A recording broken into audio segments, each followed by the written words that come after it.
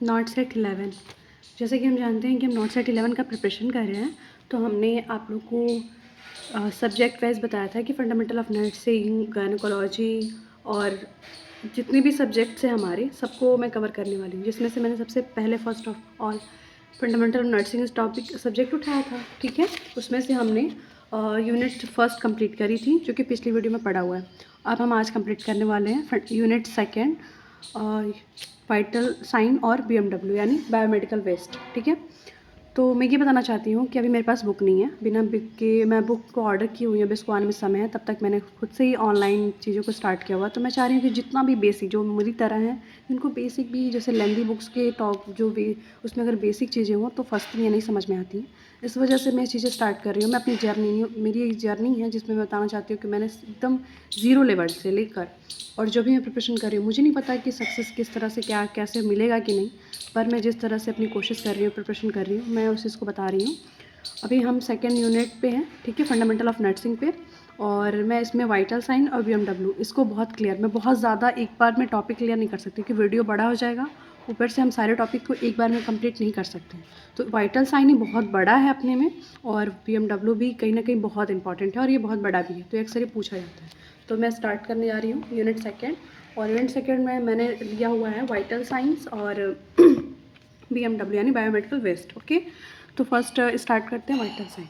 सबसे पहले कि टेम्परेचर क्या होता है। टेम्परेचर जो होता है, it is the balance between the heat production and heat lost by the body. Okay, मतलब ये बैलेंस बनाता है। टेम्परेचर वो है जो heat production and heat lost, मतलब कि अगर हमारी बॉडी से हीट का जो प्रोडक्शन हो रहा है और हीट लॉस्ट हो रही है बाय द बॉडी, उसी के बीच का जो बैलेंस होता है उसी को हम क्या कहते हैं, टेम्परेचर कहते हैं। ठीक है, अब हम जानेंगे कि हीट प्रोडक्शन होता है कैसे हमारी बॉडी में।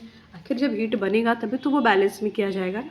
तो हीट प्रोडक्शन का जो मेथड होता है वो मेटाबॉलिज्म होता है। जैसे कि आप खाना खाते हो, डाइजेशन होता है, तो जो डाइजेशन प्रोसेस स्टार्ट होती है, जो मेटाबॉलिज्म होती है उसमें, उसी से हीट प्रोड्यूस होता है। ठीक है, हीट लॉस कैसे होता है, रेडिएशन से, कंडक्शन से, इवापोरेशन से। ओके, तो ये है टेम्परेचर। टेम्परेचर में जैसे कि it is the balance between the heat production heat loss of by the body, और हमने जाना कि हीट प्रोडक्शन जो होता है वो किसके द्वारा होता है, मेटाबॉलिज्म के थ्रू होता है। ये पूछे गए क्वेश्चंस में आते हैं। हीट प्रोडक्शंस का मेथड क्या है, तो मेटाबॉलिज्म है।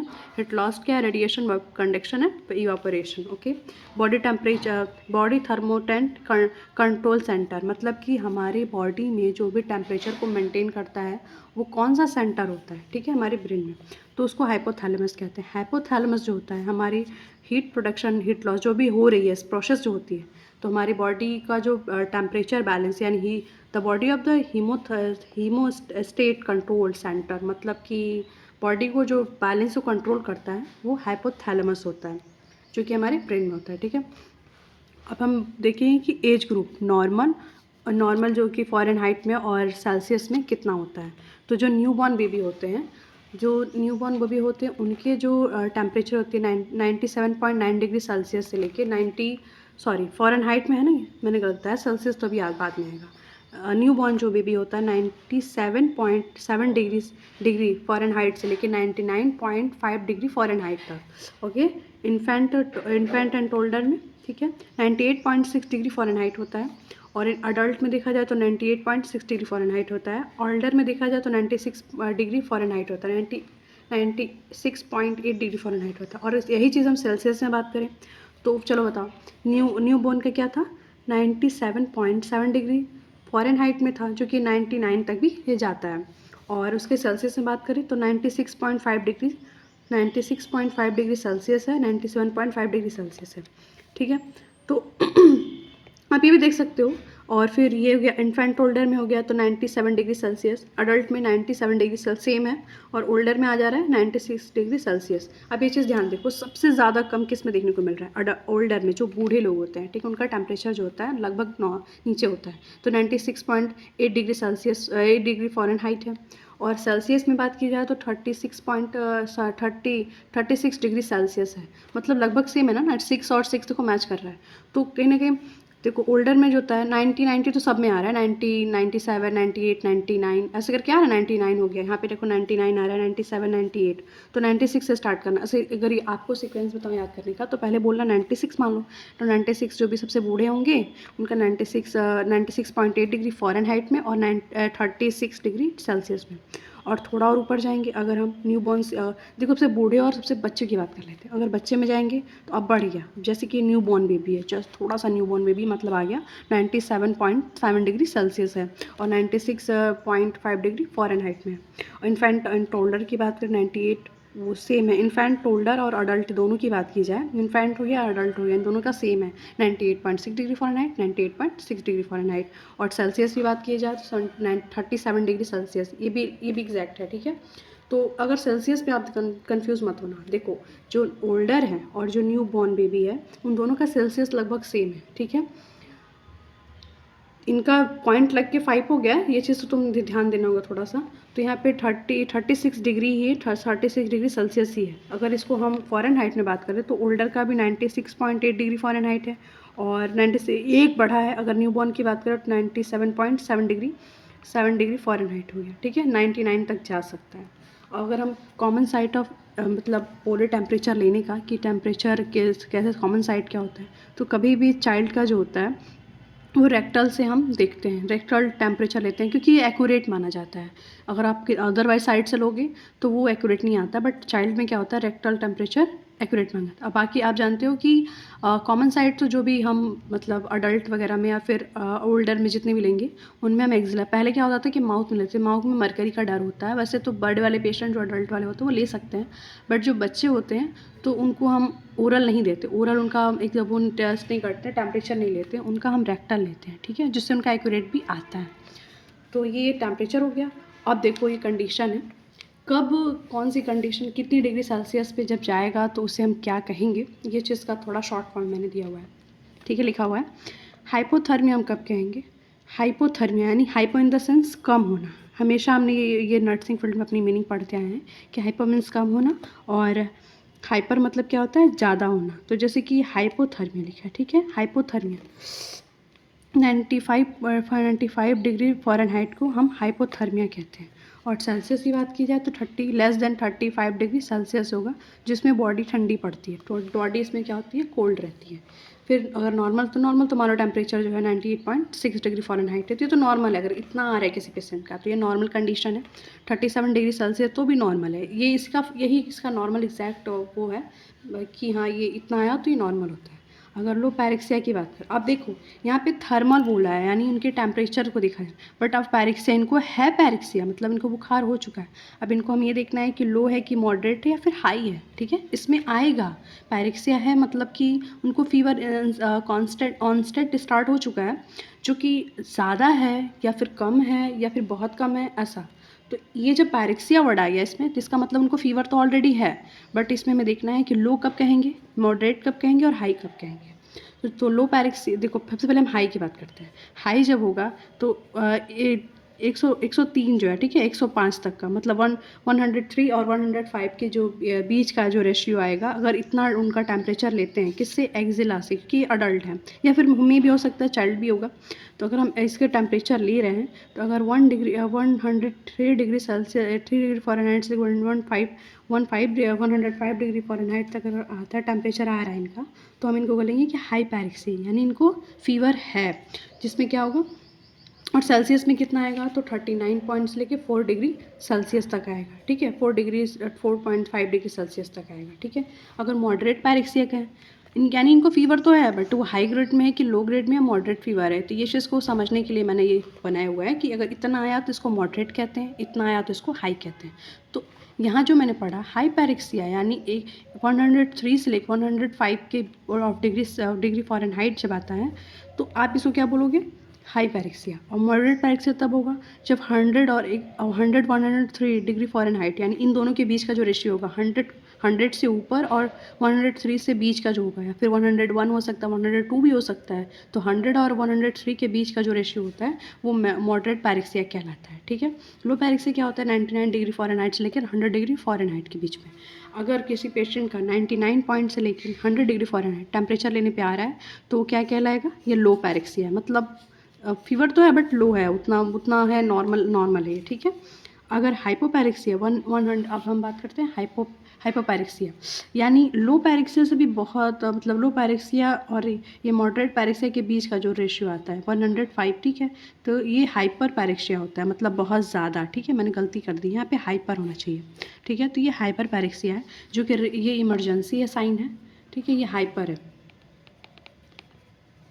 हाइपर यानी ज़्यादा, ठीक है। हाइपर पैरेक्सिया बुखार तो उसे है बट वो बहुत ज़्यादा है, जो कि 105 हो गया, ठीक है। 105 4.5 डिग्री सेल्सियस, जो कि emergency risk for the brain damage. अगर बहुत ज़्यादा उनको फीवर आता है तो ये risk for the brain damage का भी कॉशियस कर सकते हैं।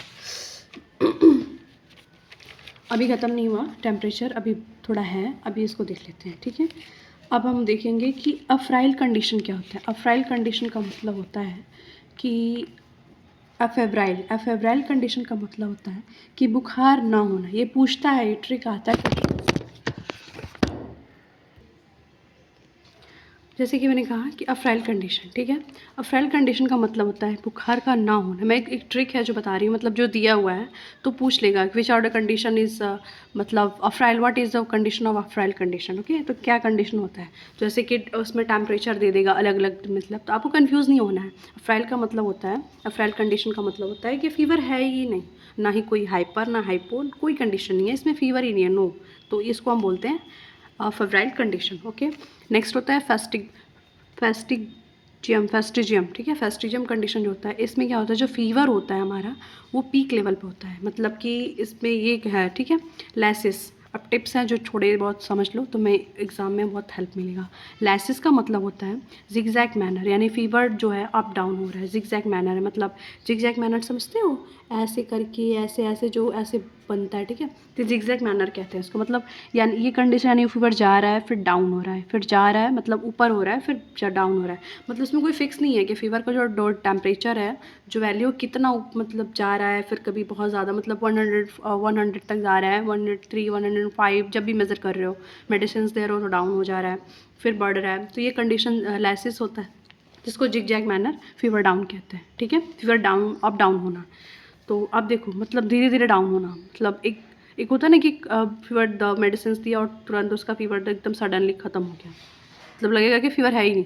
बट इस कंडीशन में क्या होता है, जिगजैग मैनर लाइसिस का मतलब होता है कि जो फीवर है वो धीरे धीरे स्लोली डाउन हो रहा है, मतलब थोड़ा कम थोड़ा कम थोड़ा कम ऐसे करके। क्राइसिस क्या होता है, फीवर डाउन फ्यू आवर्स, मतलब कि ये अच्छा है, क्राइसिस कहीं ना कहीं अच्छा है। ये फीवर डाउन फ्यू आवर्स, मतलब कि कुछ ही घंटों में, जैसे कि आपने मेडिसिन दिया, जो भी मतलब कोल्ड कंप्रेशन किया या फिर मेडिसिन दिया, जिस तरह से उसका टेम्परेचर हाई था, जिस भी कंडीशंस में था, वो जैसे कि यहाँ पे मैंने दिखाया पीछे, जो भी हमने टेम्परेचर लिया, जो भी उसके वैल्यूज़ हैं, उस हिसाब से जो मैनेजमेंट की आपने, तो उसका जो फीवर है, अगर फीवर डाउन हो गया कुछ ही घंटों में, तो उसको हम बोलते हैं क्राइसिस, ठीक है। ये अच्छा होता है। कांस्टेंट में क्या होता है, all day temperature only 2 degree Celsius से डाउन, मतलब पूरे दिन में आप देखोगे कि उनको मेडिसिन दी जा रही है, उनको कोल्ड कंप्रेशंस किए जा रहे हैं, और भी जो मैनेजमेंट किए जा रहे हैं, उनका जो टेम्परेचर है सिर्फ 2 डिग्री सेल्सियस ही नीचे जा रहा है। मतलब धीरे पूरे दिन में, अगर उनको 12 घंटे से है, तो आप देख रहे हो 10 घंटे में से 5 घंटे में, 6 घंटे में, मतलब इस तरह से तो उनके पूरा जो ना all days temperature only 2 degrees down, मतलब पूरे दिन में से 2 डिग्री सेल्सियस टेम्परेचर उनका डाउन हो रहा है सेल्सियस में, ओके। रिमिडियंट क्या होता है, टेम्परेचर का डिफरेंस 2 डिग्री सेल्सियस ज़्यादा होता है। इसमें क्या होता है कि जो टेम्परेचर का डिफरेंस होता है 2 डिग्री सेल्सियस से ज़्यादा होता है, पर बुखार नॉर्मल नहीं आता। मतलब इसमें देख रहे हो कि 2 डिग्री सेल्सियस डाउन तो हो रहा है, मतलब डिफरेंस देखने को मिल रहा है। या तो जैसे कि मान लीजिए 105 है, तो आपने देखा कि उसमें 2 डिग्री सेल्सियस जो है टेम्परेचर उनका डाउन देखने को मिल रहा है, ठीक है। तो वो डाउन होने के बावजूद उनका बुखार जो नॉर्मल हो ही नहीं रहा है, उतने ही डाउन होकर उतने कांस्टेंट रह जा रहा है, मतलब रह जा रहा है उस पर। तो रिमिटेंट हो गया, ठीक है। टर्म्स का डिफरेंस 2 डिग्री सेल्सियस ज़्यादा होता है, पर बुखार नहीं उतरता, मतलब 2 डिग्री नीचे जा रहा है बट इनका फीवर ख़त्म ही नहीं हो रहा है। और ये समझ में आया? ये बहुत ज़रूरी है। अफ्रैल कंडीशन क्या होता है? बुखार का ना होना। अगर बुखार उनके इनका बिल्कुल नहीं, हमने चेक किया उनके बुखार नहीं है, तो उसको अफ्रैल कंडीशन कहते हैं। फेस्टिगम का मतलब होता है जो बुखार होती है पीक लेवल पे होता है। लाइसिस का मतलब होता है बुखार होता है रेबर जिगजैग मैनर्स में, ठीक है, डाउन हो रही है फीवर। क्राइसिस का मतलब होता है fever down of fever hours, मतलब कुछ ही घंटे में फीवर का नीचे उतर जाना। कांस्टेंट का मतलब all day temperature only to 2 degree Celsius down, मतलब कांस्टेंट का मतलब पूरा दिन बुखार बना रह रहा है, पूरे दिन थोड़ा सा अगर डाउन हो रहा है तो 2 डिग्री सेल्सियस डाउन हो रहा है, बुखार में उनका कुछ ज़्यादा अंतर नहीं आ रहा है। रिमिटेंट में क्या होता है? टेम्परेचर का डिफरेंस 2 डिग्री सेल्सियस ज़्यादा होता है, मतलब इसमें बुखार उससे ज़्यादा 2 डिग्री सेल्सियस ज़्यादा नीचे उतर रहा है, पर इनका बुखार नॉर्मल ही नहीं हो रहा है, मतलब उतर रहा है फिर से वो चीज़ें कॉन्स्टेंट वो चीज़ें स्टार्ट हो जा रही हैं। हम देखते हैं कि अडल्ट ऑर्डर में कैसे लिए जाते हैं जो प्रोसेस होते हैं टेम्परेचर लेने के। तो चाइल्ड में देखा जाए तो अडल्ट ऑर्डर में मतलब ले सकते हैं, कोई इशू नहीं है, बट चाइल्ड ऑर्डर में क्या होता है कि पहले हम हमेशा रिस्पायरेशन लेते हैं, पल्स लेते हैं, तब जाके उनका टेम्परेचर लेते हैं। ऐसा नहीं है कि आप टेम्परेचर लेने जा रहे हो, बच्चा आया जिसको फीवर है तो डायरेक्ट आप टेम्परेचर लोगे, नहीं। बच्चे में पहले हम रिस्पायरेशन चेक करते हैं, पल्स चेक करते हैं, देन टेम्परेचर, ओके। अब हम इसमें देखते हैं कि ओरल, रेक्टल और टेम्पेनिक और एक्जिला, मतलब कि फीवर जो आप साइड जिस भी साइड से ले रहे हो उसके जो कोर वैल्यूज़ होते हैं वो कितने आते हैं और कितने होने चाहिए, ठीक है, तो ही ये राइट माना जाएगा। जैसे मान लो कि आप किसी भी मतलब पेशेंट है उसका ओरल ले रहे हो, तो ओरल में क्या होता है 95 डिग्री से 95 से 9 डिग्री फ़ारेनहाइट आता है, ठीक है, 35 पॉइंट से 5 डिग्री सेल्सियस में आता है। और रेक्टल से हम जब लेते हैं तो 97.9 डिग्री फ़ारेनहाइट, और सेल्सियस में देखा जाए तो 36.6 डिग्री फ़ारेनहाइट सेल्सियस। टेम्पेनिक यानी ईयर्स में देखा जाए तो 96.4 डिग्री फ़ारेनहाइट में और 35.8 डिग्री सेल्सियस में देखने को मिलता है। एक्सिलरीज की बात की जाए 34.5 डिग्री फ़ारेनहाइट से लेके 34.7 डिग्री सेल्सियस तक आता है। और इसको याद करने का तरीका बताऊँ? सबसे पहले नीचे हम मतलब मेरे हिसाब से तो मैं तो सबसे पहले लो से लेके हाई तक स्टार्ट करती हूँ। फॉर द एग्जांपल ऑफ कि सबसे पहले एक्जिला इन द सेंस कि जो हमारे जो ये आर्म्स होते हैं ना, आर्म, उसके मतलब नीचे अंदर साइड से, ठीक है, उसको एक्जिला कहते हैं। जैसे कि जो तुम्हारे कि शोल्डर्स होते हैं जो नीचे से ऐसे मतलब है, उस एरियाज़ को हम एक्जिला कहते हैं, ठीक है। हैंड है ना, हैंड, तो उसके जो बीच में डिफरेंट वो आता है गैप, तो उसको हम एक्जिला कहते हैं। और सबसे पहले मान लो एक्जिला से स्टार्ट करते हैं, तो एक्जिला में 94.5 डिग्री फ़ारेनहाइट से 94.5 डिग्री फ़ारेनहाइट, ये चीज़ याद रखो। यहाँ पे 4 से स्टार्ट हो रहा है, एक्जिला में हमेशा 94.5 डिग्री फ़ारेनहाइट है। अब एक्जिला से थोड़ा ऊपर जाओ तो ओरल में आ जाओ, मतलब एक्जिला से हम क्या किए ओरल में, इसे याद करने का मैं ट्रिक बता रही हूँ। ओरल में तो ओरल में 95.9 डिग्री फ़ारेनहाइट आया, फिर सेल्सियस में देखा 35.5 डिग्री सेल्सियस है। यही टेम्परेचर में भी देख सकते हो यहाँ पे सेल्सियस में भी एक्जिला का टेम्परेचर जो था सेल्सियस में 34.7 डिग्री सेल्सियस है, और यहाँ पे 35 यानी 4 से 5 हो गया, यहाँ पे 34 है यहाँ पे, और यहाँ पे 35 एक ओरल में हो गया। यहाँ पे एक्जिला में 34.5 डिग्री फ़ारेनहाइट है, और यहाँ पे ओरल में 35.9 डिग्री फ़ारेनहाइट है, मतलब 34 94 95 34, यहाँ पे 34 35, ठीक है। तो एक्जिला हो गया, और यहाँ पे एक्जिला से हो गया, ये ओरल से लिया गया टेम्परेचर हो गया। अब हम टेम्पेनिक यानी ईयर, जो ईयर से लिया जाता है, ईयर जो साइड से हम टेम्परेचर को लेते हैं, मेज़र करते हैं, तो इसमें 96.4 डिग्री फ़ारेनहाइट, ठीक है। तो 96 डिग्री फ़ारेनहाइट और 95 डिग्री सेल्सियस, यानी आप देखो यहाँ से आप पहले एक्जिला आए, फिर ओरल आए, ओरल से टेम्पेनिक में आ जाओ, फिर यहाँ से रेक्टल में। अब रेक्टल एरिया जैसे कि आपने देखा कि चाइल्ड में सबसे ज़्यादा एक्यूरेट आता है अगर हम रेक्टल से लेते हैं तो, जो कि 97.9 डिग्री फ़ारेनहाइट से लेके 36.6 डिग्री सेल्सियस। आप देख रहे होंगे कि सबसे ज़्यादा इसमें ही रेक्टल में ही आता है टेम्परेचर की कोर वैल्यूज़, ठीक है, और एग्जैक्ट भी आती है जो कि चाइल्ड में देखी जाती है। इसका टेम्परेचर देखो ज़्यादा लग रहा है ना।